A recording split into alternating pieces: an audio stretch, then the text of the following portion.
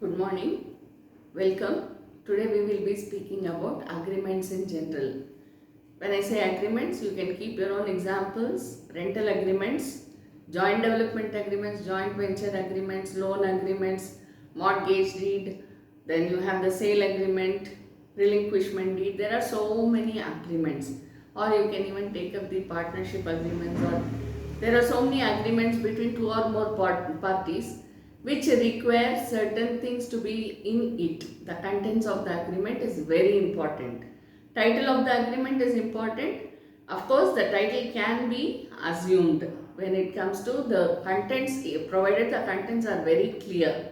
So when we are writing the contents of the agreement, how would you know? See, if I have to go in for a rental agreement, say, I will have a very clear understanding of what I want. I will say I am taking up this particular place on rent, and it is for this purpose, and this is the advance amount or the premium amount what I am paying, and this will be the rental, and what are all the facilities which are available, right? If you take up the sale agreement is very common nowadays, and also the joint development agreement, all of you know it because the flat system is booming, right? So all of you know about the joint development agreement as well. So when we are writing all these agreements, what should we keep in mind? Of course, you will be approaching a lawyer without whose assistance it is not possible. But yet, what are the minimum things which you should know? What is the purpose? The purpose will be the main content of the agreement. So for what purpose? What are the terms and conditions which you should include that? What do you want? What do you have in mind? That is very, very important. So when you have something in your mind, please put it across to your advocate, who will put it in proper words. So contents, when we say, we should have the date, month and year, and the place where we are executing, and then the purpose of the agreement, who are the parties to the agreement. It may be two parties or more than two parties, no harm.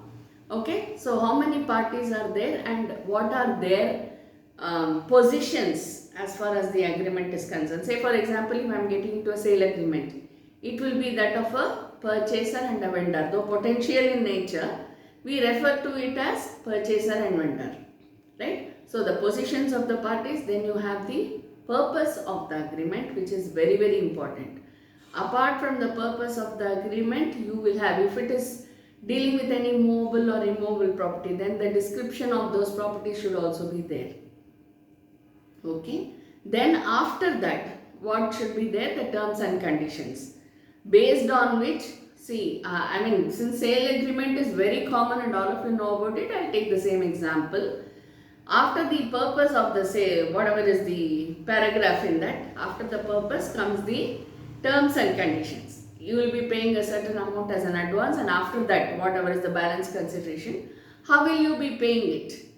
In what mode? When? All these, and what is the total period given to you by the vendor for completing the transaction, sale transaction, and when will the registration be? All these will be given there.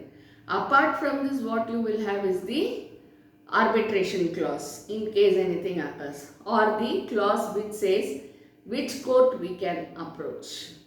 Okay, and also the force majeure clause. See, force majeure clause is, nowadays everybody is getting to know about the force majeure clause. Why? Because of the pandemic.